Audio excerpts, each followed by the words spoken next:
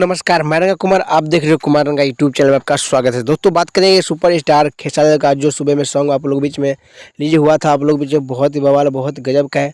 आप लोग नहीं देखेंगे जाकर देख सकते हो। ये आरजी फिल्म से आप लोग बीच में पवन पांडे के जो पहला आप लोग बीच में चैनल, नया चैनल जो खोला है उस पर आप लोग बीच में आया है। आप लोग जाकर देखिएगा, बहुत ही गजब का है।